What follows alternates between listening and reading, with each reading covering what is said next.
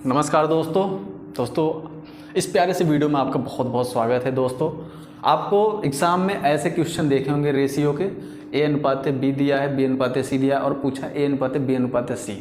तो दोस्तों आज हम आपको 3 मेथड इसके बताएंगे, 3 मेथड बताएंगे कैसे आपको सॉल्व करना है। आपको जो अच्छा लगे आप वो, हालांकि सीखना आपको तीनों है, क्योंकि कभी कभी क्या होता है ना कि हमें किसी मेथड से अच्छा लगता है, किसी मेथड से जब ये डिजिट आसान हो तो हम दूसरा मेथड लगा लेते हैं। तो हम इसको देखेंगे 3 मेथड से। पहला मेथड हम क्या है दिया है, ये ग्रुप डी का पूछा हुआ क्वेश्चन है 11/10/2018 को सेकंड शिफ्ट का। तो क्या है, इसको बैलेंसिंग ऑफ रेशियो बोलते हैं, ठीक, और या रेशियो को इसमें बैलेंस करना, ठीक। अब हम क्या देखेंगे इसमें, ए अनुपात बी का मान दिया 7:9, बी अनुपात सी का मान 5:11। अब पूछा है ए अनुपात बी अनुपात सी का मान। दोस्तों पहला मेथड हम क्या देखेंगे, पहला मेथड देखेंगे ऑप्शन से, बाई ऑप्शन। जो ऑप्शन यहाँ होगा ए अनुपात बी का, वही ऑप्शन देखो यहाँ पे ए अनुपात बी अनुपात सी का मान दिया है, ठीक।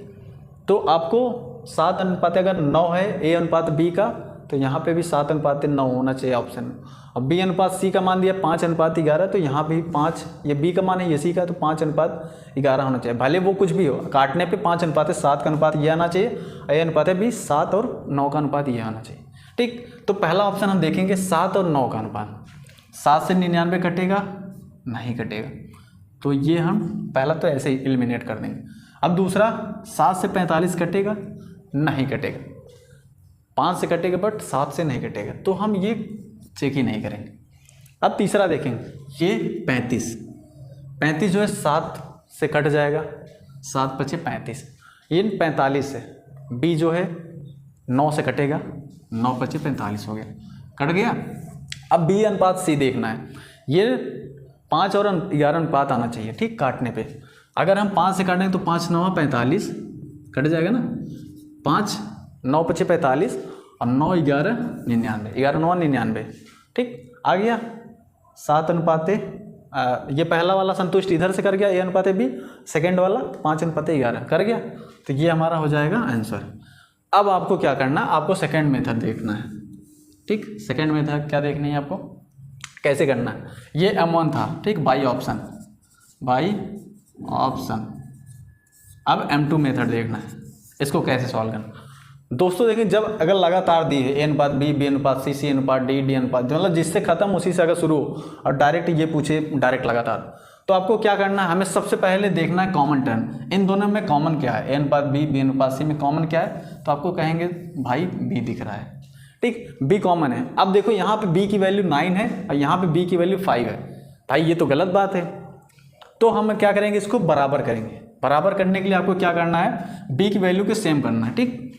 यहाँ 9 है, यहाँ 5 है, तो सेम कैसे होगा, इन दोनों का एलसीएम, 9 और 5 का एलसीएम होता है 45, ठीक। ए अनुपात बी कितना है, 7:9, बी अनुपात सी 5:11। अब यहाँ पे बी की वैल्यू सेम है तो हमें सेम करना है। 9 और 5 का एलसीएम क्या होता है, 9 और 5 का एलसीएम 45 होता है, तो हमें 45 करना है। अब 9 को 45 करने के लिए हमें किससे गुणा करनी चाहिए, आप ही लोग बताइए। 9 को 45 करने के लिए हमें 5 से गुणा करना है, तो इस पूरे रेशियो को हम 5 से मल्टीप्लाई कर देंगे, कितने से, 5 से। अब यहाँ 5 है, ये तो 45 हो गया, 9 × 5 = 45 हो गया। अब इसको इक्वल करने के लिए, 45 करने के लिए बी की वैल्यू को, अब यहाँ पे 5 है तो 9 से मल्टीप्लाई कर देंगे तो आ जाएगा, ठीक, 9 से 45 हो गया।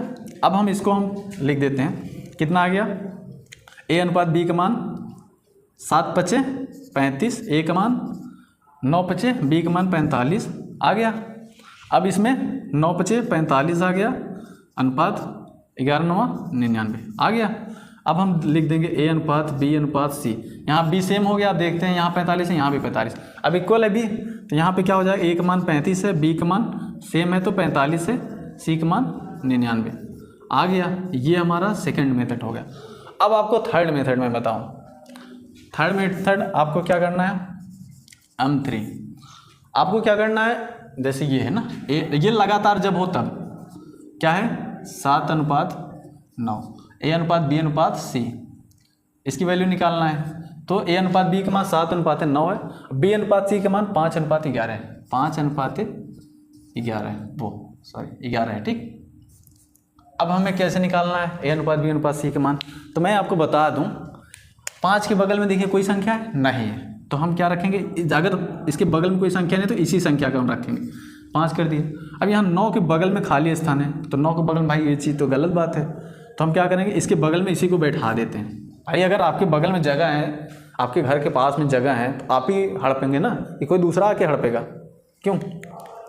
अब क्या हुआ, अब इसका इसमें मल्टीप्लाई करें, 7 पचे 35, 9 पचे 45, 11 9 99 आ गया। ये हमारा हो गया तीसरा मेथड। ठीक है दोस्तों, मेथड बता दिए आपको जो बेस्ट लगे, चाहे M3 बेस्ट लगे आसान, चाहे ये लगे B वाला M2 मेथड, चाहे बाई ऑप्शन। बाई ऑप्शन अगर बड़े बड़े कैलकुलेशन रहते हैं तो भाई आपको बाई ऑप्शन जाना सबसे ज़्यादा उचित रहता है, क्योंकि बड़े कैलकुलेशन में आप जब मल्टीप्लाई करेंगे इधर ना तो बहुत बड़ा हो जाएगा, तो आपको बहुत दिक्कत होगी। ये भी काटेंगे फिर इधर लिखेंगे, फिर काटना पीटना बहुत दिक्कत होगी। तो अगर बड़े बड़े डिजिट हों, इधर रेशियो बड़े बड़े हों, तो आप हम यही सजेशन देंगे कि आप बाई ऑप्शन जाएँ। बाई ऑप्शन जाएँ तो आपको कम समय लगेगा सॉल्व करने में, क्योंकि एग्ज़ाम टाइम में इतना टाइम नहीं होता आपके पास एग्ज़ाम में। ठीक दोस्तों, आपको जो जो मेथड अच्छा लगा, आप तीनों आपको सीखना, आपको तीनों है, क्योंकि एग्ज़ाम में भाई कब किसकी ज़रूरत पड़ जाए कोई नहीं जानता। तो आपको दोस्तों अगर वीडियो अच्छी लगी तो वीडियो को लाइक करें, हम दोस्तों के साथ शेयर करें, चैनल को सब्सक्राइब करना दोस्तों ना भूलें। ऐसे वीडियो देखने के लिए हमारे चैनल को सब्सक्राइब करें दोस्तों। धन्यवाद दोस्तों।